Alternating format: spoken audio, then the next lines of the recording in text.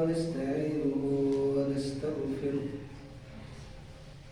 ونؤمن به ونتوكل عليه ونعوذ بالله من شرور أنفسنا ومن سيئات أعمالنا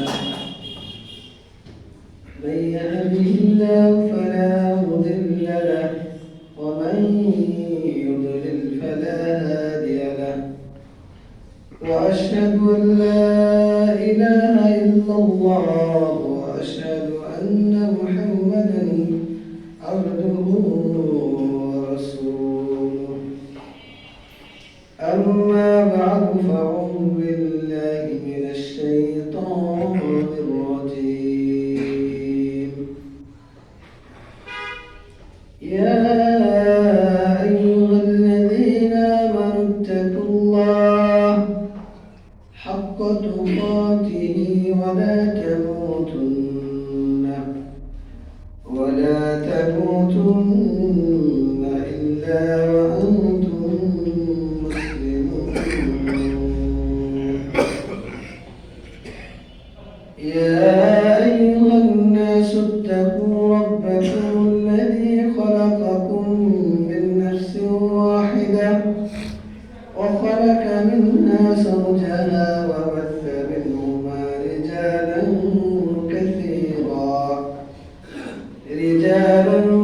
كثيرا ونساء واتقوا الله الذي تساءلون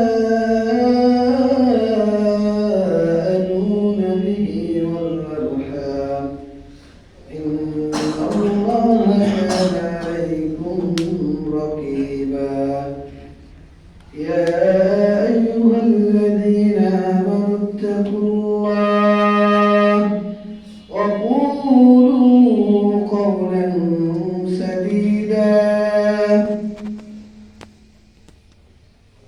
الحمد لله প্রশংসা সেই মহান রব্বুল আলামিনের জন্য যার শেষ অনুগ্রহে পৃথিবীর সর্বোৎকৃষ্ট স্থান আল্লাহ পবিত্র হলে তার প্রশংসা করার জন্য যে মহান রব আমাদেরকে উপস্থিত হওয়ার তৌফিক দান করেছেন তার শুকরিয়া আদায় করি আলহামদুলিল্লাহ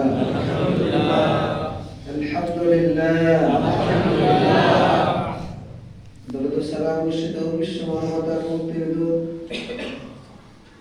যার আগমনে বিশ্ব থেকে বিদায় নিয়েছিল অন্যায় অত্যাচার এবং ব্যভিচার যার আদর্শকে বাস্তবায়ন করার জন্য আমাদের এই প্রচেষ্টা মুহাম্মদ রাসূলুল্লাহ সাল্লাল্লাহু আলাইহি ওয়াসাল্লাম। সম্মানিত মুসলিমবৃন্দ, সংক্ষিপ্ত পরিসরে জুমার খুতবার বিষয় কুফর। কুফর কি, কাফের কি এবং কাফেরের পরিণাম। ইসলামের এটি একটি গুরুত্বপূর্ণ অধ্যায়, আকীদার মৌলিক একটা পাঠ। প্রত্যেক মুসলিম তাদের জন্য জানাটা অপরিহার্য। যে জিনিস থাকলে ঈমান থাকে, কুফরটা হলো সিদ্দুল ঈমান, ঈমানের বিপরীত। নারী এবং পুরুষ দুটা কি সমান? সবাই বলছেন না, আমাদের কারো সন্দেহ আছে? নারী এবং পুরুষ দুইটা কি সমান?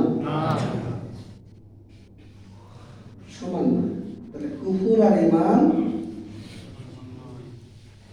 আচ্ছা, রাত এবং দিন দুইটা কি সমান? ঠিক অনুরূপ ঈমান এবং কুফর এক জিনিস। ঈমান থাকলে কুফর নাই, কুফর থাকলে কোনটা নেবেন? ঈমান নেবেন না কুফর নেবেন? ইনশাআল্লাহ। ইনশাআল্লাহ। আল্লাহ আমাদেরকে তৌফিক দান করুন। আমিন। রব্বি জিদনি ইলমা, রব্বি ইশরাহ লি বলেন, রব্বি জিদনি ইলমা, রব্বি ইশরাহ লি সাদরি ويسر لي أمري واحلل عقدة من لساني يفقهوا قولي আমরা আল্লাহর কাছে দোয়া চেয়ে নিলাম আল্লাহ বিষয়টা আমাদের জন্য তুমি সহজ করে দাও বোঝার জন্য আমল করার জন্য আমিন ঈমান শব্দের অর্থ হলো তাকতিয়া ঢেকে রাখা ঢেকে ফেলা নিয়ামতকে অস্বীকার করা আল্লাহর অনুগ্রহকে অস্বীকার করা এটা হলো জিদ্দুল ঈমান ঈমানের বিপরীত যে জিনিস ছাড়া ইসলাম পরিপূর্ণ হয় না অথবা ইসলাম পূর্ণতা লাভ করে না সেটাকে অস্বীকার করা সেটাকে কি করা অস্বীকার করা এটার নাম হলো কুফর এটার নাম কি ইসলামের কোন বিষয়কে আল্লাহকে নবীকে ইসলামকে ইসলামের কোন বিধিনিষেধকে যদি আপনি অস্বীকার করেন আল্লাহর রুবুবিয়্যাত আল্লাহর উলুহিয়্যাত আল্লাহর আসমা ওয়া সিফাত অথবা আল্লাহকে অথবা নবীকে অথবা ইসলামকে এটার নাম কুফর ইসলামের যে কোনো বিধিনিষেধকে যে কোনো বিধানকে যদি আপনি অস্বীকার করেন এটার নাম কুফর এইজন্য ইবনে তাইমিয়া রাহিমাহুল্লাহ তিনি বলছেন যে আদমুল ঈমান বিল্লাহ ওয়া রাসূলিহি সাওয়াউন কানা মাহু তাকযীবুন আও লাম ইয়াকুন মাহু তাকযীবুন বাল শাক্কুন ওয়া রাইবুন আও ইরাদুন আনিল ঈমান হাসাবান আও কিবরান আও ইত্তিবা'an লিবা'দি আহওয়াইস সালিহ আন ইত্তিবা'ir রিসালা তিনি বলছেন কুফর হলো মিথ্যারোপ করা অথবা আল্লাহ এবং নবীর প্রতি ঈমান বিহীন থাকা ঈমানকে ছেড়ে দেওয়া ঈমানের অনুপস্থিতি সেটা মিথ্যারোপের সাথে হোক আও লাম ইয়াকুন মাহু তাকযীবুন অথবা মিথ্যারোপ ছাড়া হোক সন্দেহের মাধ্যমে হোক সংশয়ের মাধ্যমে হোক অথবা প্রবৃত্তির অনুসরণের মাধ্যমে হোক সেটার নাম কি বুঝাতে পেরেছি ইবনে হাজম রাহিমাহুল্লাহ বহু আগের মানুষ তিনি আরো সহজ ভাষায় বলছেন যে فالكفر صفة لكل من جحد شيئا مما افترض الله تعالى الإيمان به আল্লাহ রাব্বুল আলামিন যার উপর ঈমান আনার তারা ফরজ করে দিয়েছেন এইরকম কোন বিষয়কে কেউ যদি অস্বীকৃতি জ্ঞাপন করে সেটার নাম কি সেটার নাম কারো কি বুঝতে সমস্যা হচ্ছে আগে কুফরটা বোঝেন তারপরে আপনার ভিতর আছে কি না উপস্থিত আপনার মধ্যে এসেছে কিনা আপনি নিজে এটাকে জাজ করতে পারবেন মানে বিচার করতে পারবেন যে আমি আসলে কুফরির মধ্যে লিপ্ত কি তাহলে বোঝা যাচ্ছে যে ইসলামের যে কোনো বিষয়কে যদি আপনি মিথ্যারোপের সাথে অস্বীকৃতি জ্ঞাপন করেন অথবা সংশয়ের বশে অথবা অস্বীকৃতি জ্ঞাপনের বলে অথবা বিমুখ করে মুখকে ফিরিয়ে নিয়ে অহংকার বশত অথবা সন্দেহ বশতে তাহলে এটার নাম কি এই কুফর সালাফগণ কোরআন এবং সুন্নাহর আলোকে দুই ভাগে ভাগ করেছেন একটা হলো কুফরুন আকবার কুফরুন আসগার একটা হলো বড় কুফর আর একটা কি ছোট কুফর বড় কুফর হলো যেটা আপনাকে ইসলাম থেকে খারিজ করে দেয় মানে বের করে দেয় আপনার রক্ত হালাল করে দেয় আপনার সম্পদকে বৈধ করে দেয় মুসলিম রাষ্ট্রের জন্য আপনার জন্য নয় কিন্তু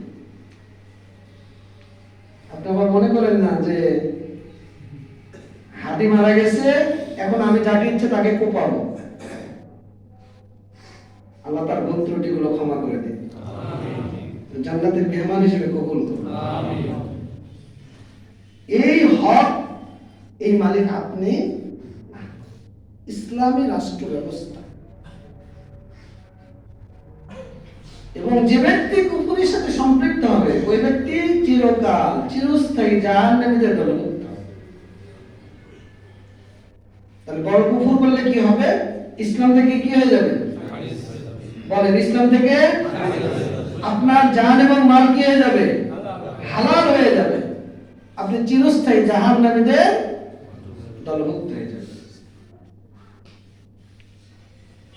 দলিল আল্লাহ রাব্বুল আলামিন সূরা বাইয়িনা 6 নম্বর আয়াত, ইন্নাল্লাযীনা কাফারু মিন আহলিল কিতাব ওয়াল মুশরিকিনা ফি নারি জাহান্নামা খালিদিনা ফিহা। আল্লাহ বলেন আহলে কিতাবদের মধ্যে যারা কাফের, যারা কুফরি করেছে এবং মুশরিকরা, তারা জাহান্নামের মধ্যে চিরকাল চিরদিন অবস্থান করবে। আল্লাহ রাব্বুল আলামিন বলেন উলাইকা হুম শাররুল বারিয়া, এরা হলো সবচেয়ে নিকৃষ্ট সৃষ্টি। আল্লাহর জমিনে সবচেয়ে নিকৃষ্ট কারা? যারা কাফের। যারা কি কাফের। এখন আপনি চিন্তা করছেন আমি তো বেঁচে গেলাম, আমি তো কাফের না। আপনি কি কাফের? আরে ভাই বলেন, আপনারা কি কাফের? না, কাফের না। তাহলে আমি বেঁচে গেলাম। কিন্তু কুফরিতে কারা লিপ্ত হয়? কাফেররা না। যে ব্যক্তি ঈমান থেকে কুফরিতে চলে যায় সেই ব্যক্তি। কাফেররা তো কাফেরই, মুশরিক তো কাফেরই, মুশরিকই। তা আপনি কখন মুশরিক হয়ে যাচ্ছেন? আপনি কখন কাফের হয়ে যাচ্ছেন? এটা তো আপনাকে জানতে হবে। তো সালাফগণ যে প্রক্রিয়ায় যে কর্ম করলে আপনি কুফরিতে লিপ্ত হয়ে যায়, বড় কাফেরে রূপান্তরিত হন, তার কয়েকটি কারণ উল্লেখ করেছেন। এখন দেখেন আপনি আপনার মধ্যে আসে কিনা। যদি থেকে থাকে তাহলে তওবা করতে হবে। কি করতে হবে? তওবা। মনে করেন ভুল করেছেন, ভুল বুঝে আপনি সেই ফাঁদে পা দিয়েছেন, বা সেই রাস্তায় আপনি পতিত হয়েছেন। কিন্তু আজকের আলোচনা শোনার পর যদি আপনার উপলব্ধি হয় এটা আমি ভুল করেছি, তাহলে তওবা করে ফিরে আসতে হবে ইনশাআল্লাহ। এই মানসিকতা আছে তো? জি ইনশাআল্লাহ। এক, মিথ্যা প্রতিপন্ন কুফরি। ইসলামের কোন বিধান, কোন বিষয়কে যদি আপনি মিথ্যা প্রতিপন্ন করেন, আল্লাহকে, নবীকে, ইসলামের কোন অনুশাসনকে, ইসলামের কোন বিধিবিধানকে, মনে করেন যে আল্লাহ নবীর কাছে ওহী করেনি বা এই বিধান দেয়নি, অনুরূপ ভাবে আল্লাহ যা হালাল করেছেন তা হালাল ভাবে আপনি নিলেন না, যা হারাম করেছেন তা হারাম ভাবে আপনি গ্রহণ করলেন, এগুলোকে আপনি মিথ্যা প্রতিপন্ন করলেন, তাহলে আপনি মিথ্যা প্রতিপন্নের কুফরিতে লিপ্ত হবেন। আল্লাহ রাব্বুল আলামিন বলেন যে সূরা আনকাবুত 68 নম্বর আয়াত, ومن أظلم ممن افترى على الله كذبا أو كذب بالحق لما جاءه أليس في جهنم مثوى للكافرين। আল্লাহ বলেন তার চাইতে অধিক জালেম আর কে হতে পারে যে ব্যক্তি আল্লাহর প্রতি মিথ্যা আরোপ করে। কি করে? মিথ্যা আরোপ করে। أو كذب بالحق لما جاءه, অথবা সত্য আসার পরেও সেটাকে মিথ্যা প্রতিপন্ন করে। সত্য কি এসেছে না আসেনি? সত্য এসে গেছে, এই সত্য আসার পরে কেউ যদি এটাকে মিথ্যা প্রতিপন্ন করে, আল্লাহ বলেন আলাইসা ফি জাহান্নাম মাসওয়াল লিল কাফিরিন, জাহান্নামে কি এই সব কাফিরদের আবাসস্থল নয়? তার মানে কি যারা এটা করবে তাদের থাকার জায়গা কোথায়? জাহান্নাম। অর্থাৎ যারা রিসালাতকে অস্বীকার করবে, নবুয়তকে জানার পরেও গোপন করবে, মেনে নিতে চাইবে না, মেনে নিতে পারবে না, তারা এই কাতারের মধ্যে অন্তর্ভুক্ত হয়ে যাবে। এখন আপনি চিন্তা করেন যে আপনার মধ্যে এরকম কিছু আছে কিনা, আপনি ইসলামের কোন বিধিবিধানকে অস্বীকৃতি জ্ঞাপন করেন কিনা। আমাদের মধ্যে অনেকেই আছে যারা শরীয়তকে অস্বীকার করতে চায়, শরীয়ত আইন মানি না, এরকম অনেকে আছে না? তাহলে এই কুফরিতে সে লিপ্ত হবে। অনেকে আল্লাহর বিধানকে মেনে নিতে পারে না। আল্লাহ 4টা পর্যন্ত বিবাহের অধিকার হক দিয়েছেন পুরুষের জন্য। কোন নারী যদি এটাকে অস্বীকৃতি জ্ঞাপন করে তাহলে এই কাতারে পড়বে। আল্লাহ আমাদের জন্য ইসলাম দিয়েছেন, জীবন ব্যবস্থা দিয়েছেন। কেউ যদি এই ব্যবস্থাকে, জীবন ব্যবস্থাকে অস্বীকৃতি জ্ঞাপন করে মানব রচিত বিধানকে তার জীবনের সবকিছু মনে করে, তাহলে সেই কাতারে পড়বে। 2, মনে বিশ্বাস রেখেও অহংকার বশত মুখ ফিরিয়ে নেওয়া। মনে করেন টাকনুর নিচে কাপড় পুরুষের জন্য হালাল না হারাম, এই বিশ্বাস আপনার আছে না? নাই? বিড়ি খাওয়া হালাল না হারাম? মিথ্যা বলা হালাল না হারাম? প্রতারণা করা হারাম না হারাম? ইসলামের এই মৌলিক যে ফরজ বিষয়গুলো যত রয়েছে, আপনি এটা জানেন, মনে প্রাণে বিশ্বাস করেন, যেটা কার বিধান? ইসলামের বিধান, আল্লাহর বিধান, দ্বীনের বিধান। আপনি এটা জানার পরেও যদি অহংকার করে মুখ ফিরিয়ে নেন, তাহলে আপনি এই কুফরিতে লিপ্ত। অহংকার বশত মুখ ফিরিয়ে নাও। আল্লাহ রাব্বুল আলামিন সূরা বাকারা 34 নম্বর আয়াত বলছেন, ওয়াইদ কুল্লা লিল মালাইকাতি ইসজুদু লিআদম ফাসাজাদু ইল্লা ইবলিস আবা ওয়াস্তাকবারা ওয়া কানা মিনাল কাফিরিন। আল্লাহ রাব্বুল আলামিন যখন আদম আলাইহিস সালামকে সৃষ্টি করলেন, তো ফেরেশতাদেরকে আল্লাহ নির্দেশ দিলেন, তোমরা আদমকে সিজদা করো। তো সবাই সিজদা করলো ইল্লা ইবলিস, ইবলিস ব্যতীত। আবা ওয়াস্তাকবারা, অস্বীকৃতি জ্ঞাপন করলো, অহংকার করলো, মুখ ফিরিয়ে নিল। মানে আমি আগুনের তৈরি আর আমি মাটির মানুষকে সিজদা করব? আগুন যায় উপরের দিকে আর মাটি যায় নিচের দিকে। আল্লাহ কোরআনের মধ্যে তার যুক্তিগুলো উপস্থাপন করেছেন। তা আল্লাহ বললেন ওয়া কানা মিনাল কাফিরিন, সে কাফেরদের কি হয়ে গেল? দলভুক্ত হয়ে গেল। ইসলামের বহু বিষয় আপনার সাথে সম্পৃক্ত রয়েছে, আপনি জানার পরেও সেটা মানেন না। আছে না? নাই? এখন আমি জানি না আপনার মধ্যে কি আছে, নারী এবং পুরুষ। আপনি পুরুষ মানুষ, দোতলায় মা বোনরা রয়েছে। আপনার মধ্যে কোনটা আছে এটা তো আমি জানি না, আপনিই জানেন। আপনি জানেন না এটা ইসলাম। সালাত কার বিধান? এটা ফরজ না ফরজ না? ফরজ। আপনারা কি জানেন না? জানেন না? আজকে ফজরে এই মসজিদে 2 কাতার মুসল্লি হয়েছে, তাও পূর্ণ হয়নি। কথার কথা, আমি কিন্তু আজকে ফজরে এখানে পড়েছি, আপনারা জানেন কি না? আপনি মসজিদে ছিলেন, এই জন্য জানেন। আমি কিন্তু এখানে আজকে ফজর পড়েছি, এই যে এখানে দাঁড়িয়েছিলাম। আপনি যদি এই সালাতকে ফরজ করে দিয়েছেন কে? আল্লাহ। আল্লাহ। এটা আপনাকে মানতে হবে, বাধ্য। আপনি হুশ যতদিন আছে, জীবন আপনার যতদিন আছে, 10 বছর বয়স থেকে মরা পর্যন্ত আপনি বাধ্য। এখন যারা সালাত পড়েন না, নিজেকে একটু প্রশ্ন করেন, যদি আপনি অহংকার বশত এটা জানার পরে মুখ ফিরিয়ে নেন, তাহলে আপনি এই কুফরিতে লিপ্ত। মা বোনরা যারা পর্দা করেন না, এটা ফরজ। ইসলামের এই বিধানটা জানার পরে যদি আপনি অহংকার বশত মুখ ফিরিয়ে নেন, তাহলে আপনি এই প্রকারের অন্তর্ভুক্ত। যেগুলো আল্লাহ হারাম করে দিয়েছেন, এটা জানার পরেও আপনি যদি মুখ ফিরিয়ে আপনার অভ্যাসে আপনি যদি অভ্যস্ত থাকেন, তাহলে আপনি এই প্রকারের অন্তর্ভুক্ত। সত্য জানার পরে আপনি কি করেছেন? মুখ ফিরিয়ে নিয়েছেন। আদমকে শুধু সিজদা করতে বলেছে, ইবলিস একটা অস্বীকার করেছে। আল্লাহ বললেন তুই কাফের হয়ে গেছিস।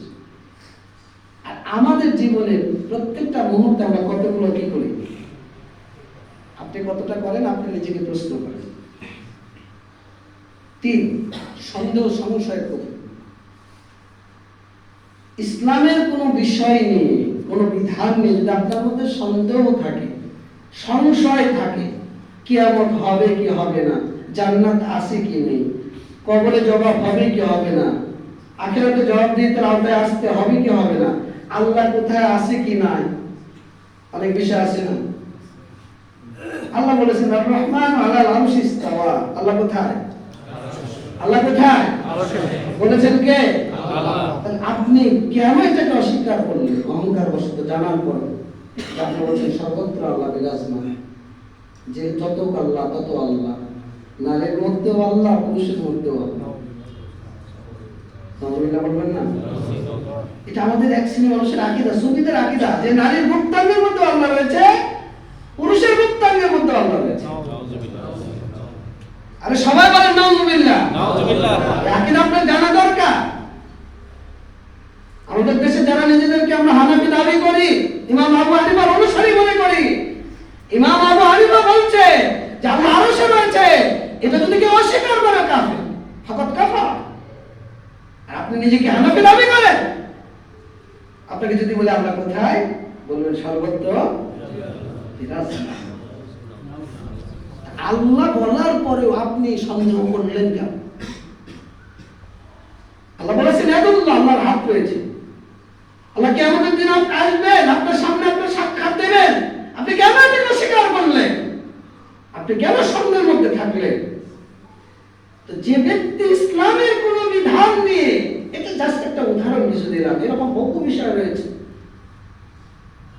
যদি আপনি সন্দেহের মধ্যে থাকেন, তাহলে আপনি সন্দেহ এবং সংশয়ের কুফরে দিবেন। আল্লাহ রাব্বুল আলামিন সূরা কাহাফ 35, 37, 38 নম্বর আয়াত বলেন, ওয়া দাখালা জান্নাতাহু ওয়া যালিমুন লিনাফসি। একজন ব্যক্তিকে আল্লাহ উল্লেখ করলেন, সে নিজের উপর জালেম, সে তার বাগানে প্রবেশ করলো, বিশাল বাগান, তার ফল ফলাদিতে ভরপুর। তো বাগানের মধ্যে প্রবেশ করে বলছে, ক্বালা মা আযুন্নু আন তাবিদা হাযিহি আবাদা। আমি ধারণা করি যে আমার এটা কখনো ধ্বংস হবে না। ওয়া মা আযুন্নু সাআতা কায়িমা। আর কিয়ামত কখনো সংঘটিত হবে না, এটা আমি এটাও ধারণা করি। ওয়ালাইন রুদিতু ইলা রাব্বি লাআজিদান্না খায়রাম মিনহা মুনকালাবা। যদি হয়েও যায়, আমার সন্দেহ যে হবে না, যদি এরপরে হয়েও যায়, তাহলে আল্লাহর কাছে আমি আশা করতে আল্লাহ এর চাইতে ভালো কিছু আমাকে দেবেন। তখন তার বন্ধু, যার আল্লাহর প্রতি আস্থা রয়েছে, কিয়ামতের প্রতি বিশ্বাস রয়েছে, قال له صاحبه وهو يحاوره أكفرت بالذي خلقك من تراب ثم من نطفة ثم سواك رجلا। তিনি বলছেন, তুমি কি সে আল্লাহকে অস্বীকার করছো যে আল্লাহ তোমাকে মাটি থেকে সৃষ্টি করেছে, অতঃপর নুতফা থেকে তোমাকে একজন পুরুষ, সুগঠিত পুরুষ, সুন্দর পুরুষ, সুন্দর মানুষ, আহসানি তাকওয়িম, সুন্দরে মানুষে রূপান্তরিত করেছে। তুমি সেই আল্লাহকে অস্বীকার করতে চাচ্ছ? এরপর তিনি বলছেন যে লাকিন্না হুয়াল্লাহ রাব্বি ওয়া লা উশরিকু বিরাব্বি আহাদা। কিন্তু আমার রব আল্লাহ, আমার রব কে? আল্লাহ। তিনি একক, তার কোনো শরীক নাই। এই যে সন্দেহ পোষণ করা, যে ব্যক্তি এরকম সন্দেহের মধ্যে পতিত হবে, ইসলামের যে কোনো বিষয়, কোরআন নিয়ে সন্দেহ, হাদিস নিয়ে সন্দেহ। এক শ্রেণীর মানুষ, তারা তো কোরআনকে মানতে চায়, হাদিসকে মানতে চায়, আহলে কোরআন। তারা কি? আহলে কোরআন। এই যে কোরআন নিয়ে সন্দেহ, হাদিস নিয়ে সন্দেহ। এক শ্রেণীর মানুষ, শিয়ারা মনে করে যে আমরা বিশ্বাস করি 30 পারা কোরআন, ওরা মনে করে 90 পারা কোরআন। কয় পারা? 90 পারা। আপনাকে কেন ফিরকায়ে নাজিয়া হতে হবে? বহু ফিরকা, একদল আল্লাহকে বিশ্বাস করে না, একদল আল্লাহকে স্বীকার করে না, একদল আল্লাহর সিফাতকে মানে না। বহু মতবাদ রয়েছে এদেশে, গোটা পৃথিবীতে। মুতাজিলা, আশারি, মাতুরিদি, খারিজি, শিয়া, বহু এরকম মতবাদ রয়েছে। কাদারিয়া, জাবারিয়া, মুশাব্বিহা। তো আপনাকে সেখান থেকে কি হতে হবে? যদি আপনি জান্নাতি মানুষ হতে চান, তাহলে আপনাকে আহলুস সুন্নাহ ওয়াল জামাআহ, যারা কোরআন এবং সুন্নাহ মানবে, সালাফরা যে আকীদা পোষণ করত, রাসূল যে আকীদা, সাহাবীরা যে আকীদা পোষণ করত, সালফে সালিহিন যে মানহাজ, যে আকীদা লালন করত, ওই আকীদা ওই মানহাজকে আঁকড়ে ধরতে হবে, তাহলে তো আপনি ফিরকে নাজির অন্তর্ভুক্ত। আবার একদল মানুষ, এদেরকে আল্লাহ আমরা কেন যে শিক্ষিত বলি, কালকে এখন টক শো গুলো ফাটিয়ে ফেলছে। একজন ব্যারিস্টার তিনি ভাষণ দিচ্ছেন তার এলাকায়, বলছে এই দল করলে জান্নাতে যাওয়া যাবে, এই দল না করলে জান্নাত পাওয়া যাবে না। দ্বিতীয় কোনো অপশন নাই। কোন দল করলে জান্নাত পাওয়া যাবে? নবী কি বলেছেন? নবী বলছেন সেই জামানায় মানুষ বহু ফিতনার মধ্যে লিপ্ত হবে। আলাইকুম বিসুন্নতি ওয়া সুন্নাতিল খুলাফায়ে রাশিদিন আল মাহদিন, তোমাদের উপর অপরিহার্য হলো আমার সুন্নাতকে আঁকড়ে ধরা, আমার খোলাফায়ে রাশিদার সুন্নাতকে আঁকড়ে ধরা। রাসূল বলেন কুল্লু উম্মতিন ইয়াদখুলুনাল জান্নাহ ইল্লা মান আবা, প্রত্যেক উম্মত জান্নাতে যাবে তবে অস্বীকারী ব্যতীত। আল্লাহ রাসূল কারা তারা? মা আনা আলাইহি ওয়া আসহাবি। অন্য জায়গায় বলেছে আল জামা, যারা জামাতকে আঁকড়ে ধরবে, যারা নবীকে আঁকড়ে ধরবে, নবীর সাহাবীদেরকে আঁকড়ে ধরবে, আল্লাহ রাসূল বলেন এরা হলো ফিরকায়ে নাজিয়া, এরা হলো জান্নাতি ফিরকা। আর তুমি এটা অপব্যাখ্যা করে বলছো যে যারা এই দলকে আঁকড়ে না ধরবে তারা জান্নাতে যাবে না। যেদিন তোমার মুখ তালা হয়ে যাবে, আল্লাহ বন্ধ করে দেবে, সেদিন কি করবে তুমি?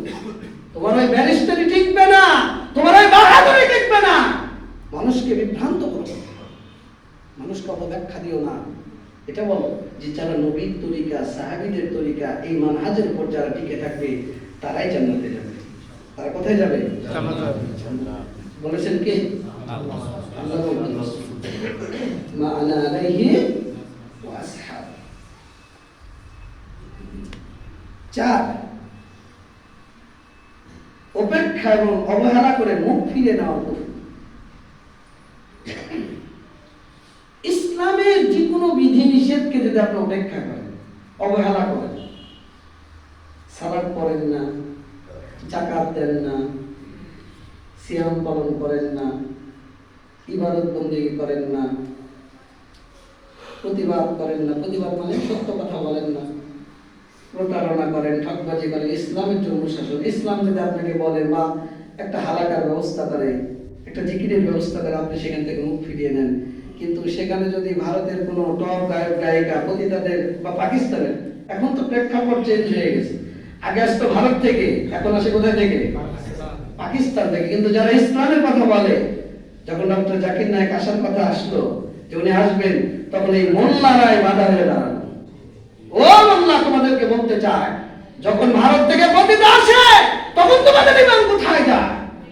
যখন পাকিস্তান থেকে এরশাদ আসে তখন তোমার ইমান কোথায় যায়? কিন্তু যারা সত্য হক মানুষকে জান্নাতের দিকে ধাবিত করতে চায়, এই মানুষগুলোকে যখন কেউ আনতে চায়, কোনো প্রোগ্রাম সেট করে, তখন তোমরা বাধায় দাঁড়াও কেন? জবাব দিতে পারবে? ইসলামের বিধান থেকে যারা মুখ ফিরিয়ে নেয়, অবহেলা করে, অলসতা করে, তারাই কাদের অন্তর্ভুক্ত। আল্লাহ রাব্বুল আলামিন বলছেন সূরা আহকাফ 3 নম্বর আয়াত, ওয়াল্লাযীনা কাফারু আম্মা উনযিরু মুরিদুন। আর কাফেররা যে বিষয়ে তাদেরকে সতর্ক করা হয়েছে তা থেকে তারা মুখ ফিরিয়ে নেয়। আপনাকে যদি আমি ডাকি, ভাই আসেন সালাত পড়ি, ভাই পড়বো, জান আসছি, ও আসবে আবার বলবে যে সালাত না পড়ে আমার ঈমান ঠিক আছে। আছে না নাই সমাজে? আছে তো? এই শাহপাড়ার মুসল্লিরা আপনার অনেকে বাইরে থেকে আসেন, আজকে ইমাম সাহেব আপনাদেরকে ডাকেনি, আসসালাতু খায়রুম মিনান নাওম। কে কে শুনেছেন? হাত তোলেন তো। এতগুলো মানুষ, মাত্র এই কয়জন শুনেছেন? অথচ আপনার উচিত কি ছিল?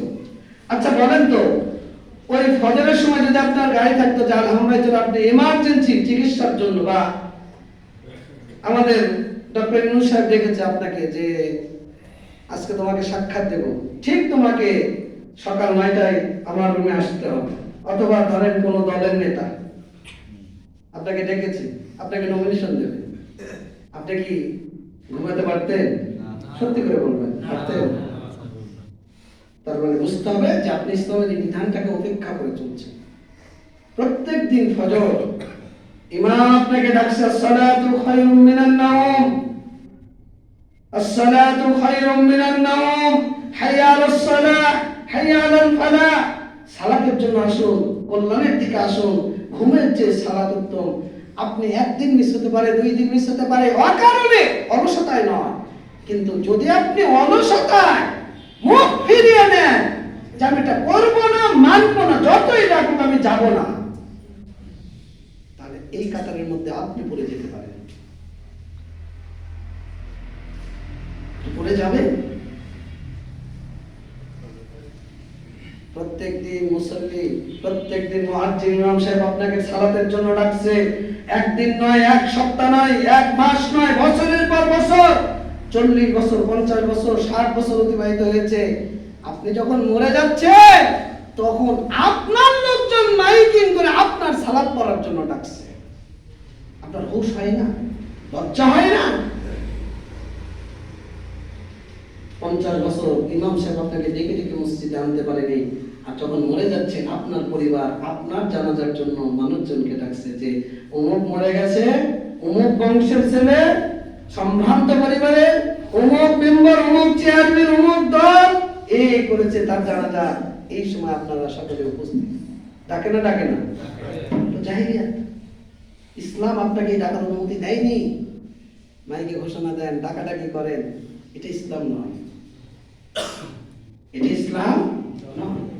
এই যে আমাদের সাবেক প্রধানমন্ত্রী অসুস্থ, এইবার হাসপাতালে পড়ে আছেন, মিলাদ দিচ্ছেন, দোয়া মাহফিল এগুলো করে বেড়াচ্ছে দলের লোকজন। তাদেরকে বলবো ভাই, এটা ইসলাম নয়। ইসলাম হলো আপনি পিতা মাতা, আপনার নিকটতম কেউ অসুস্থ হয়েছেন, আপনি বেশি বেশি দান করেন, নিজে দোয়া করেন, যারা পরহেজগার মানুষ তাদেরকে দোয়া চান, এতে মিসকিন অসহায় দরিদ্র মানুষকে সহযোগিতা করেন ওই নিয়তে যে আল্লাহ তুমি আমার বাপকে, আমার মাকে, আমার নেতাকে, অমুককে তুমি তাকে সুস্থ করে দাও। এটা হলো পদ্ধতি। এটা কি পদ্ধতি? ওসিলার 3টা পদ্ধতি। নেক আমল করা, ওই নেক আমল করে আল্লাহকে ডাকা, ভালো কাজ করা, ওই ভালো কাজের বিনিময়ে আল্লাহর কাছে চাওয়া, ভালো মানুষ, জীবিত পরহেজগার মানুষের কাছে গিয়ে দোয়া চাওয়া। এটা হলো পদ্ধতি। বলছিলাম যে অপেক্ষা বা অবহেলা করে মুখ ফিরিয়ে নেওয়া। যারা ইসলামের বিধান থেকে অপেক্ষা করে চলবে, মুখ ফিরিয়ে নেবে, তারা এই উপরে ব্যক্তি হবে। দেখেন আপনার মধ্যে এটা আছে কিনা, ইসলামের কোন অনুশাসন আপনি মানেন, অপেক্ষা করে চলেন কিনা। 5 মুনাফিক এবং কপটতার উপরে। আপনাদের নিফাকের আলোচনা আমি করেছি না? করেছি না? আরে কথা বলে না। করেছি? নিফাক মানে বোঝেন তো, আজকে নতুন করে আলোচনা দরকার নেই। এটা হলো বড় নিফাক। উপরে উপরে ইসলাম দেখা না, ভিতরে ভিতরে কি মুনাফিক। বহু মানুষ তারা ইসলামের রূপ আমরা ধারণ করি, কিন্তু ইসলামের 4 আনা পয়সা আমাদের মধ্যে নাই। এটা হলো টাটকা মুনাফিক। ইজহারুল ইসলাম ওয়া ইবতালুল কুফর। ইসলামকে প্রকাশ করে, ইসলামের কথা বলে, কিন্তু ইসলাম মানে না। এই যে ভোট আসছে না, এখন দেখবেন যারা জীবনে কোনোদিন টুপিও পরেনি তাদের মাথা টুপি দেখবেন, যারা কোনোদিন জুব্বা পরেনি তাদের কপালে জুব্বা দেখবেন। মসজিদের প্রথম কাতারে দাঁড়াবে, জুমার দিনে প্রথম লাইনে আসবে, এসে একটা মাইক নিয়ে সালাম দিয়ে দোয়া চাইবে। কিন্তু যখন ক্ষমতায় আসবে তাদেরকে আর খুঁজে পাবে। শুধু তারাই নয়, আমরা নিজেরা, শুধু তাদের উপর দোষ দিচ্ছি না, আমরা নিজেরা আপনার সামনে ইসলামটাকে বোঝাই যে আমি ইসলাম মানছি, কিন্তু আপনার অনুপস্থিতিতে যখন আমি অন্য জায়গায় যাচ্ছি বা আপনি আমার সামনে নেই, তখন আমি ইসলামটাকে মানি। এর হলো মুনাফিক। এটা যদি অস্বীকৃতি জ্ঞাপনকারী হয় তাহলে এগুলো টাটকা মুনাফিক ও কাফির। ওকে। 6 গালি এবং ঠাট্টা বিদ্রুপের গুলো। ইসলামের কোন বিষয়, প্রমাণিত বিষয় যেগুলো, সেগুলোকে নিয়ে কেউ যদি ঠাট্টা বিদ্রুপ করে, গালি দেয়, মস্করা করে, তাহলে সে এই ঠাট্টা বিদ্রুপের কুফরিতে লিপ্ত হবে। আল্লাহ রাব্বুল আলামিন বলছেন, ওয়ালাইন সাআলতাহুম লা ইয়াকুলুন্না লুন্না ইন্নামা কুন্না নাখুযু ওয়া নালআবু কুল আবিল্লাহি ওয়া আয়াতিহি ওয়া রাসূলিহি কুনতুম তাস্তাহজিউন লা তা'তাযিরু ক্বাদ কাফারতুম বা'দা ঈমানিকুম। সূরা তাওবা 65-66 নম্বর আয়াত। আল্লাহ বলছেন, যদি তুমি তাদেরকে জিজ্ঞাসা করো, অবশ্যই তারা বলবে যে আমরা খেলতামাশার ছলে এমনি এমনি করেছি, এমনি বলেছি। আল্লাহ বলছেন, তোমরা কি আল্লাহকে নিয়ে ঠাট্টা করতে চাও, নবীকে নিয়ে ঠাট্টা করতে চাও, আল্লাহর বিধানকে নিয়ে ঠাট্টা বিদ্রূপ করতে চাও? আল্লাহ বলছেন, লা তা'তাযিরু ক্বাদ কাফারতুম বা'দা ঈমানিকুম। তোমরা ওজর পেশ করো না, তোমরা ঈমান আনার পরে তোমরা কি হয়ে গেছো? কাফের হয়ে গেছো। মুমিন হয়েছিলে, বাট তোমরা এই কাজ করার কারণে এখন কি হয়ে গেছো? কাফের হয়ে গেছো, কুফরিতে লিপ্ত হয়ে।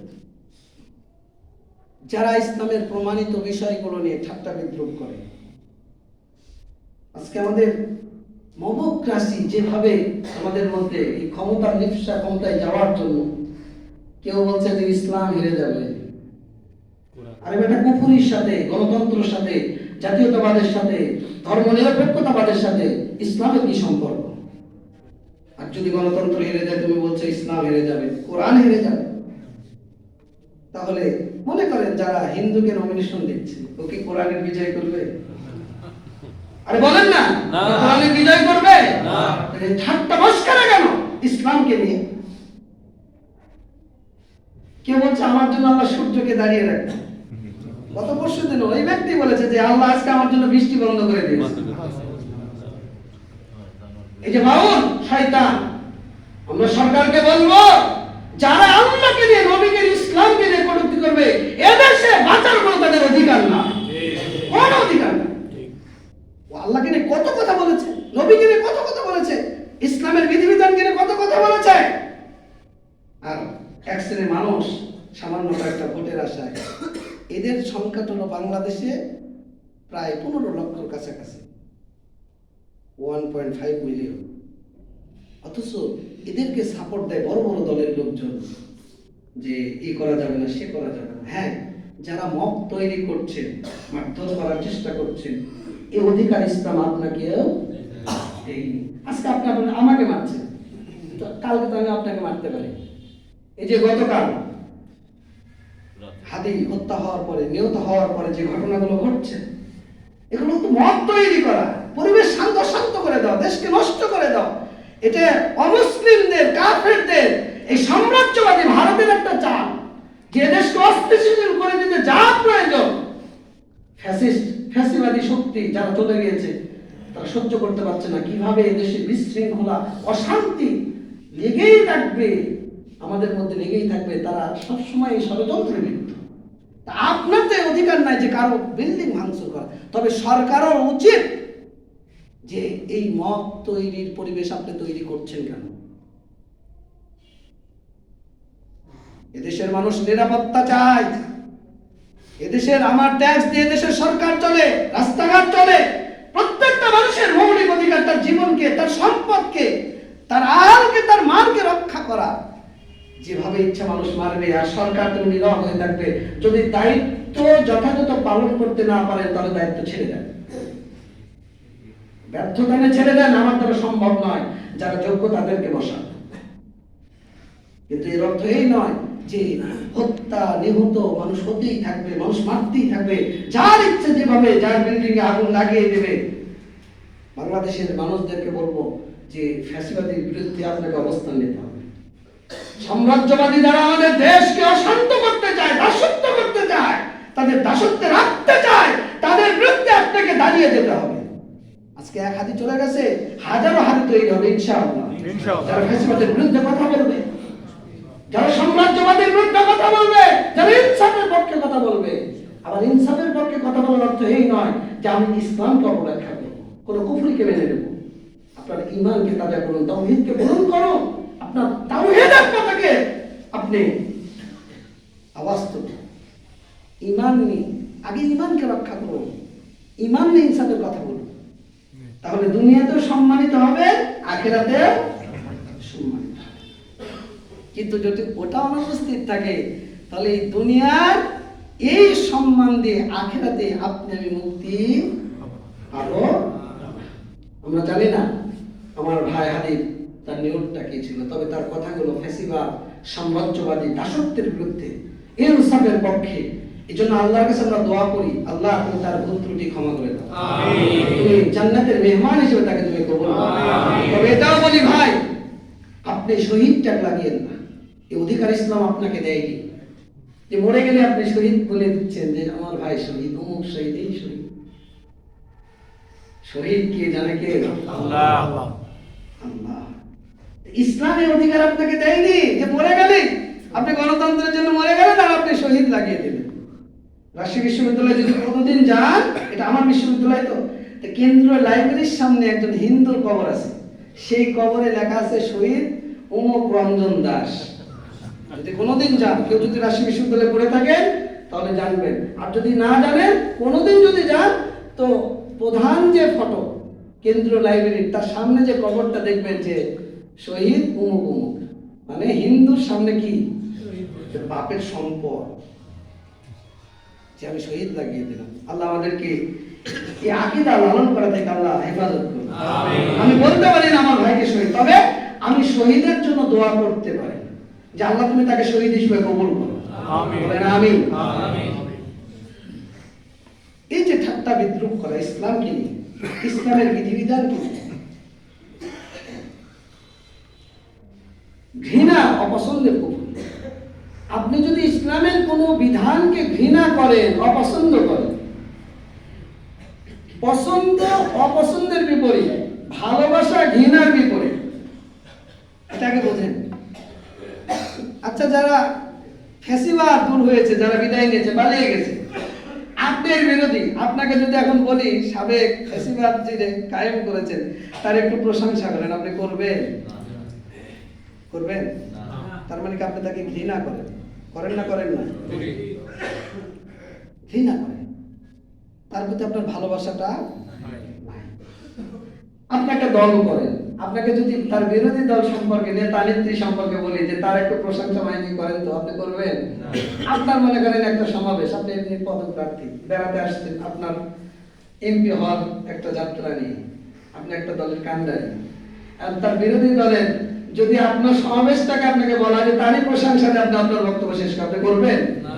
তার মানে কি, যার প্রতি আপনার ভালোবাসা আছে তার প্রতি আপনার ঘৃণা থাকবে না, আর যার প্রতি আপনার ভালোবাসা নেই তার প্রতি আপনার ভালোবাসা আসবে না। ঠিক না? ঠিক।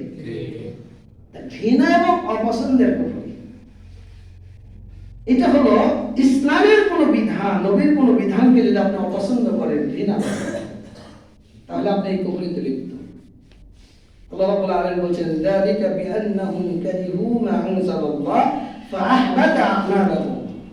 তাই এজন্য যে আল্লাহ যা নাযিল করেছেন তারা তা অপছন্দ করে, অতএব তিনি তাদের আমলসমূহ বিনষ্ট করে দেন। যারা আল্লাহর নাযিলকৃত বিধানকে অপছন্দ করে, আল্লাহ তাদের আমল কি করে দেবেন?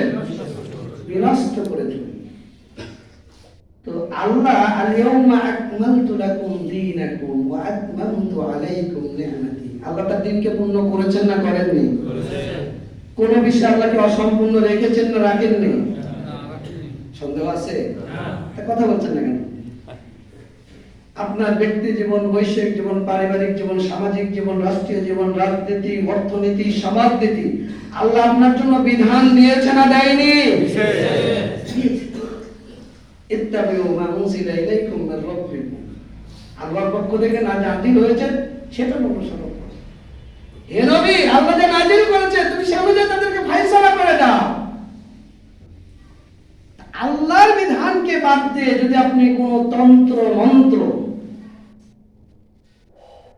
সেটা গণতন্ত্র হোক, সেটা সমাজতন্ত্র হোক, সেটা জাতীয়তাবাদ হোক, সেটা ধর্মনিরপেক্ষতাবাদ হোক, সেটা বহুত্ববাদ হোক, যদি আল্লাহর বিধানের পরিবর্তে এই বিধানগুলো আপনার কাছে বেশি প্রিয় হয়, তাহলে আপনি ঘৃণা এবং অপছন্দের কুফরিতে লিপ্ত।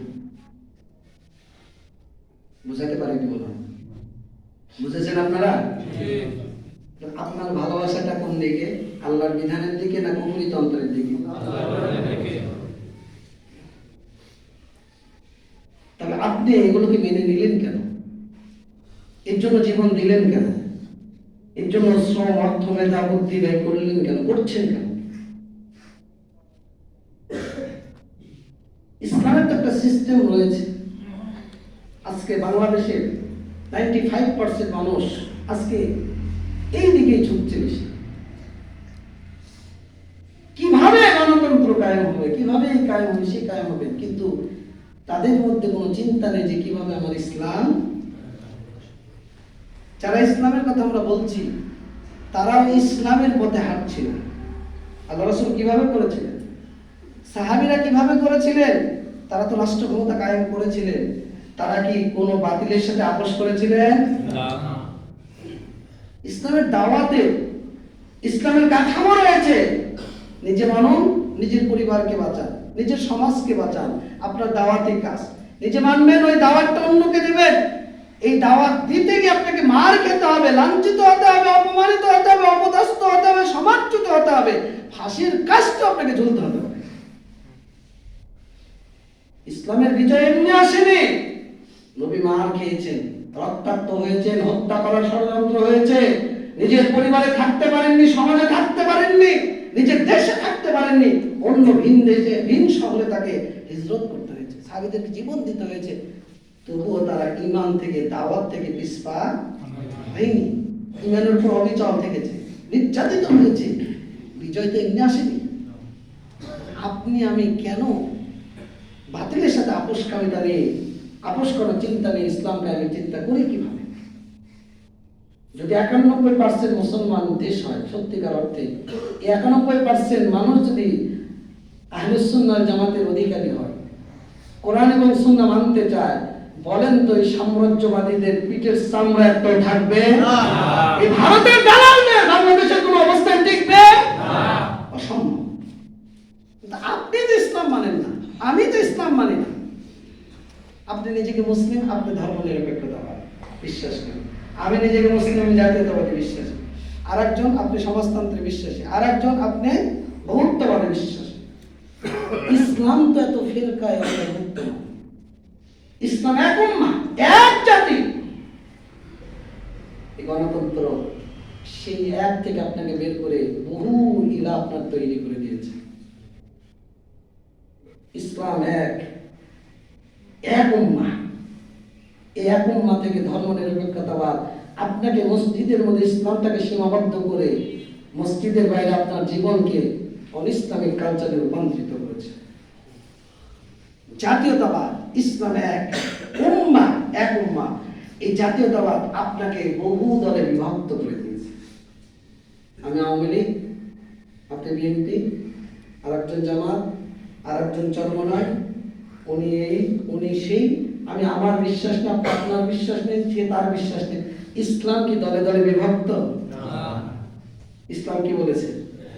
ওয়াতাসিমু বিহাবলিল্লাহি জামিআ ওয়া আল্লাহর বিধানকে শক্ত করে আঁকড়ে ধরো, তোমরা দলে দলে বিভক্ত। আপনি তো বিভক্ত হয়ে পড়েছেন। এই যে আজকে বাংলার এই ফ্যাসিবাদ, যদি বাংলার মানুষ ঐক্যবদ্ধ হয়, বাংলার মানুষ যদি ইসলাম ইনসাফ কায়েম করতে চায়, এই ফ্যাসিবাদী শক্তি, এই সাম্রাজ্যবাদীরা বাংলাদেশের চুল পরিমাণ ক্ষতি করতে পারে? অসম্ভব। আপনিও চাচ্ছেন ক্ষমতা, আমিও চাচ্ছি ক্ষমতা। কেউ স্লোগান দেয় ক্ষমতা না জনতা, জনতা জনতা, আবার তারাই দেখি ক্ষমতা ক্ষমতা। বাস্তবতা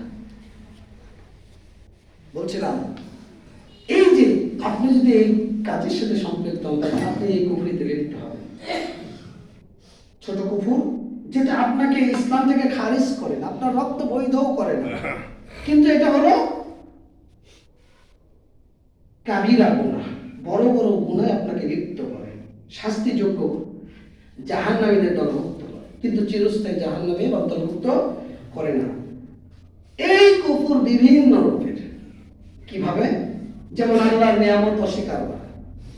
যদি আপনি আল্লাহর নিয়ামত জানার পরে অস্বীকার করেন, এই চোখ দিয়েছেন কে? আল্লাহ। কান দিয়েছেন কে? আল্লাহ। ব্রেন দিয়েছেন কে? আল্লাহ। রিজিক দিয়েছেন কে? আল্লাহ।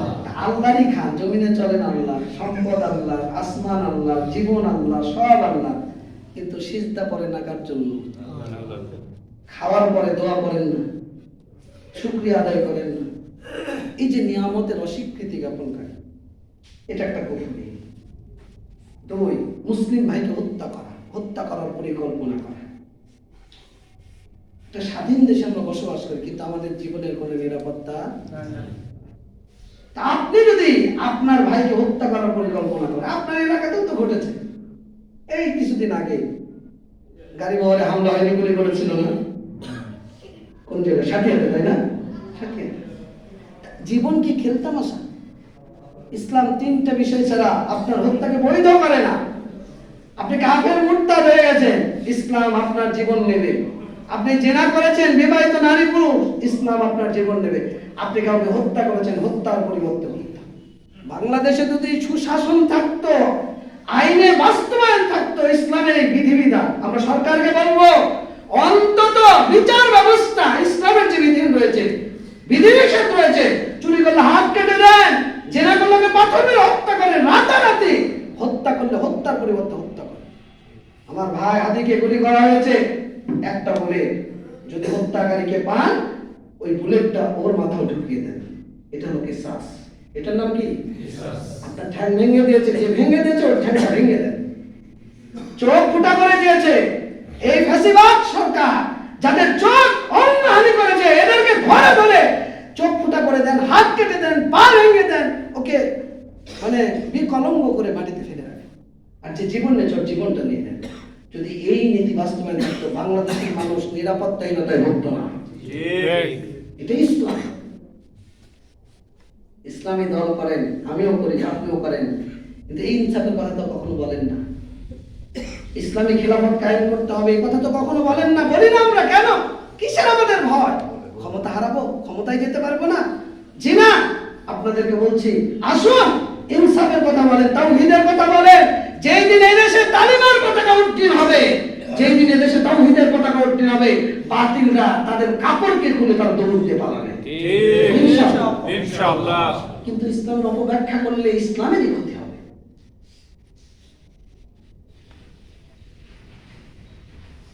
আল্লাহ ছাড়া অন্যের নামে কসম করা, আল্লাহ বলছেন মান হালাফা বিগাইরিল্লাহ ফাকাদ কাফারা, যে ব্যক্তি আল্লাহকে বাদ দিয়ে অন্য কারো হলফ করলো সে কুফরি করলো। সমাজে মা বোনরা আপনাদেরকে বলছি, এমনিতে হঠাৎ করে সন্তানের হাতে মার দিয়ে বা মায়ের কসম করেন, আমাদের সমাজে আছে না? এগুলো কুফরি। আবার এখন করে নতুন করে তৈরি হয়েছে, সন্তানের হাতে হাত দিয়ে সন্তানের কসম নিয়ে বলছে ভোটটা কিন্তু দিতে হবে। এগুলো কুফরি। রাসূল বলছেন, আল্লাহ বলছেন, নিজ পিতা ব্যতীত অন্য কাউকে যদি আপনি পিতা সম্বোধন করেন তাহলে আপনি কুফরিতে লিপ্ত। এগুলো হলো আমলগত কুফরি, মানে কাফিরা গুনাহ। কারো বংশ অপবাদ দেওয়া, কারো মৃত্যুতে বিলাপ করা। এই যে কালকে যেটা ঘটছে সারা রাত ধরে ঢাকার মানুষগুলো অনিশ্চয়তায় জীবনযাপন করছে। ঠিক, অনেক সাংবাদিক মারা গেছে, অনিশ্চয়তায় জীবনযাপন করছে। আপনি যার বিল্ডিংয়ে আগুনটা দিলেন, ও ছাত্র ভাই তোমাকে বলছি, সে অপরাধী, কিন্তু তুমি আগুন দেওয়ার মালিক নয়। ছাত্রদেরকে উপদেশ দিতে চাই, কিছু বলতে চাই, যারা ফ্যাসিবাদ, যারা আধিপত্যবাদ, যারা ভারতের দালাল দাস, যারা সাম্রাজ্যবাদীদের দালাল, তোমরা তাদেরকে লিস্ট করো, কারা কারা, তাদের কাছে যাও, নাসিয়া করো, বোঝাও। যদি না বোঝে সরকারকে বলো, সরকার তাদের পদক্ষেপ নেবে। যদি সরকার না নেয় তো সরকারের কাছে গিয়ে নাসিয়া করো। কিন্তু ইচ্ছা হলে এর বাড়ি ভাঙবে, ওর বাড়ি ভাঙবে, জ্বালিয়ে দিবে, পুড়িয়ে দিবে, মাতম করবে, আমার ভাই মরে গেছে এই জন্য আমি দেশকে অস্থিতিশীল করবো, অশান্তি তৈরি করবো, এটার নাম ইসলাম? এই যে বিলাপ করা, ভাই মরে গেছে, স্বামী মরে গেছে, কাপড় টাপড় সিনে একদম অস্থির, মনে হচ্ছে ভাই ফিরে আসবে। আমাদের সমাজে আছে না এরকম? আমরা দেখেছি ছোটবেলায় অনেক বাবা মারা গেছে, তো মেয়েরা অস্থির, কাঁদতে কাঁদতে একদম কোথায় কাপড় আর কোথায় কেউ কোনো ঠিক ঠিকানা নেই। এই যে বিলাপ, যে শিয়ারা আলী রাদিয়াল্লাহু আনহুকে নিয়ে, হাসান হুসাইনকে নিয়ে যেভাবে বিলাপ করে, ওদের যে কি দিবস আছে, কারবালার দিবস, এই যে এগুলো হারাম, নিষিদ্ধ। তা আমরা মুসলমানের বাচ্চা, আমরা কেন এই আকীদা লালন করব? একটা শান্ত দেশকে অশান্ত কেন করব? এখানে তৃতীয় পক্ষ কাজ করবে, তৃতীয় পক্ষ অশান্তি তৈরি করবে, আগুন জ্বালিয়ে দেবে যে জল বাংলাদেশ। আমরা একটু দেখি, আমাদেরকে এগুলো থেকে বিরত থাকতে হবে। মানুষের অনুগ্রহ অস্বীকার করা, আপনার প্রতি কেউ যদি দয়া করে, অনুগ্রহ করে, তাহলে শুকরিয়া আদায় করুন। যে মানুষের শুকরিয়া আদায় করে না, সে আল্লাহরও শুকরিয়া আদায় করে না। আপনি একজনের অধীনে চাকরি করেন, আপনি অসহায়, আপনাকে 2 টাকা 5 টাকা 10 টাকা বা আপনাকে একটা পরামর্শ দিয়ে সহযোগিতা করেছে, চিরদিন কৃতজ্ঞ থাকুন, চিরদিন। কারণ আপনি যদি তার শুকরিয়া আদায় করেন, শুকরিয়া আদায় হবে কার? আল্লাহ। এই শুকরিয়া যারা করে না, অকৃতজ্ঞ, এরা হলো আমলগত কুফরিতে লিপ্ত। তো যারা আল্লাহর বিধান সত্য জানার পরেও জাগতিক কারণে, প্রবৃত্তির কারণে যারা নিজেদের মন গড়া বিধান দিয়ে বিচার ফয়সালা করে, ওয়ামান লাম ইয়াহকুম বিমা আনজালাল্লাহ ফাউলাইকা হুমুল কাফিরুন, আমলগত কুফরি। এই কুফরিতে যারা লিপ্ত হবে তাদের পরিণাম ভয়াবহ। দুনিয়াবি জীবনে তাদের জন্য অশান্তি, অস্বস্তি, লাঞ্ছনা, গঞ্চনা, অপমান, অপদস্থ। আর আখিরাতে তাদের জন্য আল্লাহ কঠিন আযাব, শাস্তি তাদের জন্য নির্ধারণ করেছে। এরা হলো সৃষ্টিজীবের সবচেয়ে নিকৃষ্ট সৃষ্টি। আল্লাহ বলেছেন, ইন্না শাররাদ দাওয়াবি ইনদাল্লাহ আল্লাযীনা কাফারু। সবচেয়ে নিকৃষ্ট সৃষ্টি হলো যারা কাফের, যারা কুফরি করে। আল্লাহ বলেছেন, লাহুম আযাবুন ফিল হায়াতিদ দুনিয়া ওয়া আযাবুল আখিরাহ আশাক্ক। দুনিয়াতে এদের জন্য আযাব, আখিরাতে তা আছে। আখিরাতে এর চাইতে কি হালকা না বেশি? বেশি। যারা করেছে যাব তাদের দিকে একটু খেয়াল করেন, দেখেন তাদের লাঞ্ছনা, অপমান, অপদস্থ হওয়ার বিষয়গুলো। দুনিয়াতে যারা এইরকম আল্লাহর বিধানকে অস্বীকার করেছে, আল্লাহ তাদেরকে দুনিয়াবি জীবনে ধ্বংস করে দিয়েছে। নূহ আলাইহিস সালামের জাতিকে আল্লাহ ধ্বংস করেছে না করেনি? নমরুদকে আল্লাহ ধ্বংস করেছে না করেনি? ফিরআউনকে, ফিরআউনের সম্প্রদায়কে এইভাবে যুগে যুগে আদ, সামুদ, ইয়াগুস, ইয়াউক, আদ সম্প্রদায়, সূরা হাক্কা পড়ুন, আল্লাহ উল্টিয়ে দিয়েছে। লূত আলাইহিস সালামের সম্প্রদায় কি আমাদের শ্রেষ্ঠ নবী মুহাম্মদ রাসূলুল্লাহ সাল্লাল্লাহু আলাইহি সাল্লামের সাথে যারা কুফরি করেছিল, আল্লাহ তাদেরকে লাঞ্ছিত, অপমানিত করেছে। আপনি যদি করেন, আপনাকে আল্লাহ সম্মান করবে? আল্লাহ করবে না। আর আখিরাতে কিয়ামতের দিন এদের কি অবস্থা হবে? আল্লাহ দুনিয়াবি জীবনে আপনি বহু ভালো কাজ করেছেন, রাস্তাঘাট করে দিয়েছেন, মানুষের সহযোগিতা করেছেন, উপকার করেছেন, কিন্তু ইসলাম মানেন। যেটা রাজনীতিবিদদের বলতে চাই, যারা আছেন রাজনীতি করেন, যারা এই মাইকের আওয়াজ যতদূর যাবে, যারা অনলাইনে অফলাইনে দেখবেন, তাদের জন্য বলছি, আপনি দুনিয়াবি জীবনে বহু কাজ করলেন, মানুষের উপকার করলেন, রাস্তাঘাট করে দিলেন, কলকারখানা, চাকরির ব্যবস্থা করলেন, কিন্তু আপনার ঈমান নেই। আল্লাহ রাব্বুল আলামিন বলেন, হাবাআন মানসুরা। ছাই আছে, ছাই দেখেছেন? ছাই দেখেছেন? তো ছাই যদি হাতের মুঠোয় নেন, আপনি বাতাসে ছেড়ে দেন, ছাই কি থাকবে না উড়ে যাবে? আল্লাহ এই দুনিয়াবি ভালো কাজগুলো এইভাবে আপনার উড়িয়ে দেন। আল্লাহ কয়েকটা উদাহরণ দিয়েছেন। সমুদ্র দেখেছেন?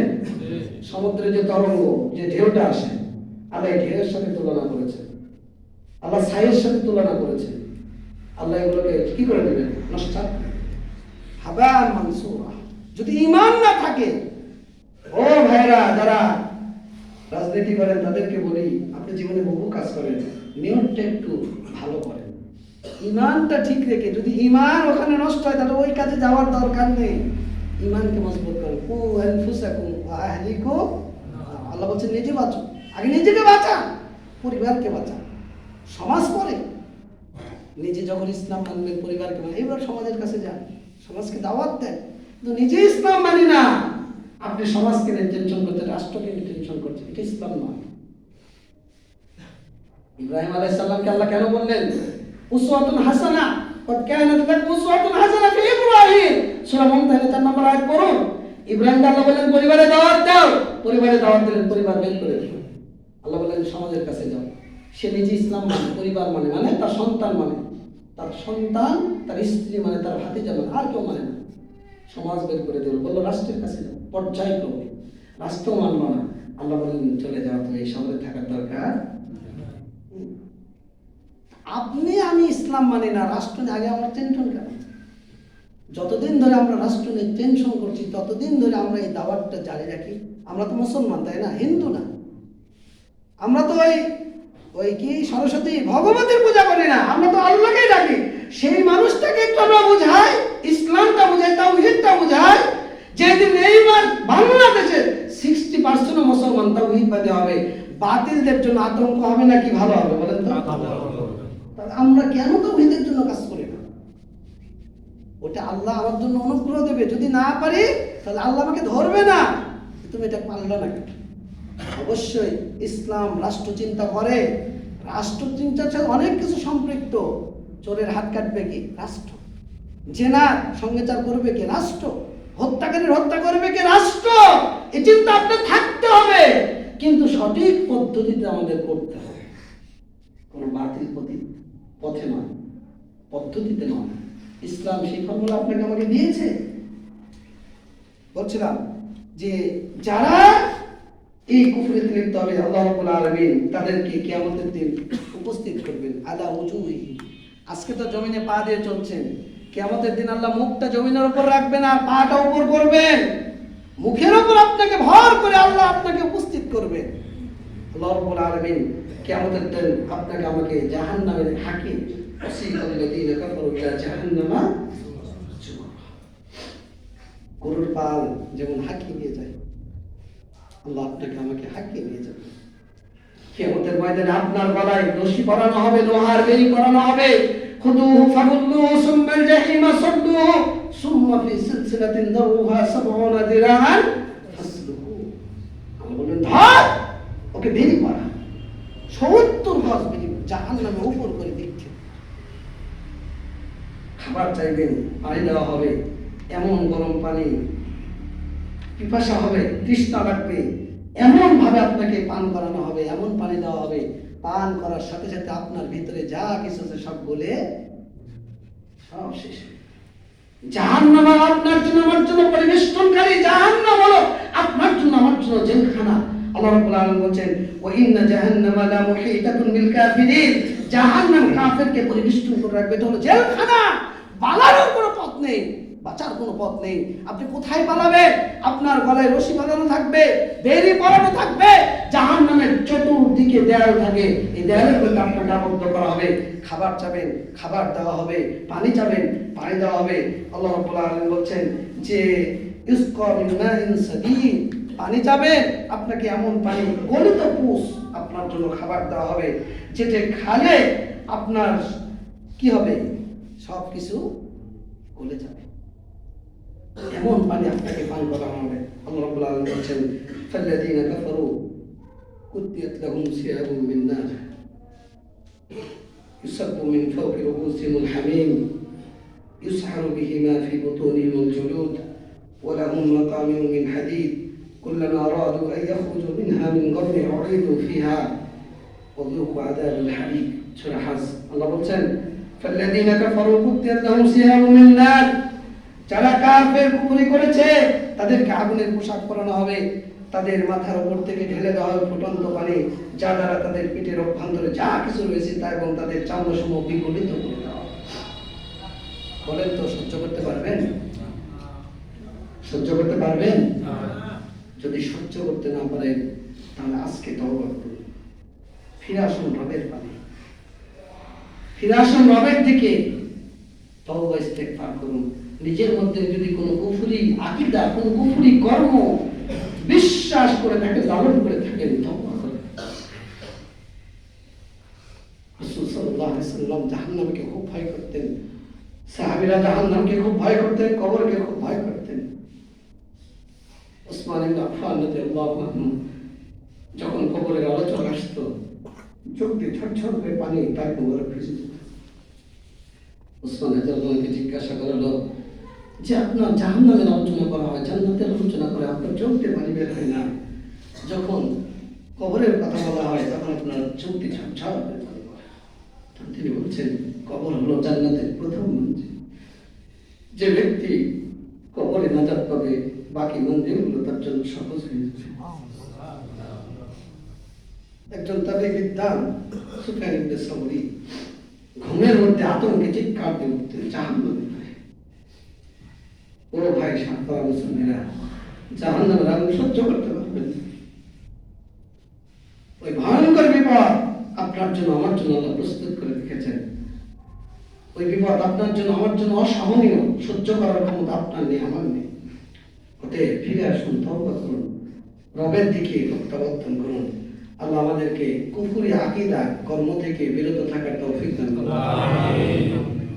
আমরা আমাদের জীবনে যাবতীয় ভুল ভ্রান্তি থেকে তওবা করে আল্লাহমুখী হয়ে যাওয়ার চেষ্টা করি। আল্লাহ আমাদেরকে সেই তৌফিক দান করুন। জীবনে চলার পথে আমরা যেন তোমার কর্ম, তোমার প্রতি ঈমান এবং আমল রেখে আমাদের এই জীবনের অধ্যায়টাকে শেষ করতে পারি। আল্লাহ আমাদের সেই তৌফিক দান করুন। আমিন। বারাকাল্লাহু লানা ওয়া লাকুম।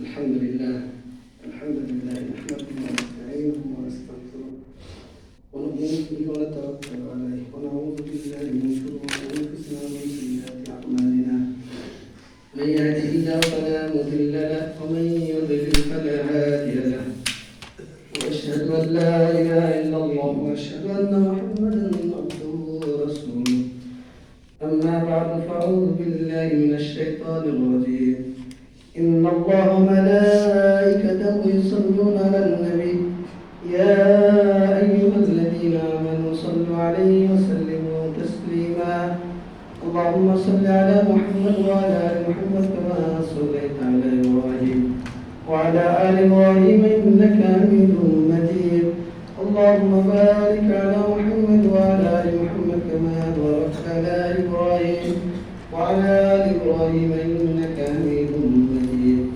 اللهم انصر من نصر دين محمد صلى الله عليه وسلم وجعلنا منهم أفضل من خلق دين محمد صلى الله عليه وسلم ولا تجعلنا منهم رب ارحمهما كما ربيانا صغيرا رب اغفر لي ولوالدي ولمن دخل بيتي مؤمنا وللمؤمنين والمؤمنات ولا تزد الظالمين إلا تبارا اللهم أجرنا في مصيبتنا واخلف لنا خيرا منها اللهم أجرنا في مصيبتنا واخلف لنا خيرا منها আমাদের দেশ গভীর সংকটের মধ্যে আমরা আল্লাহর কাছে দোয়া করি, বলেন আল্লাহুম্মা আজিরনা ফি মুসিবাতিনা ওয়াখলুফ লানা খায়রাম মিনহা।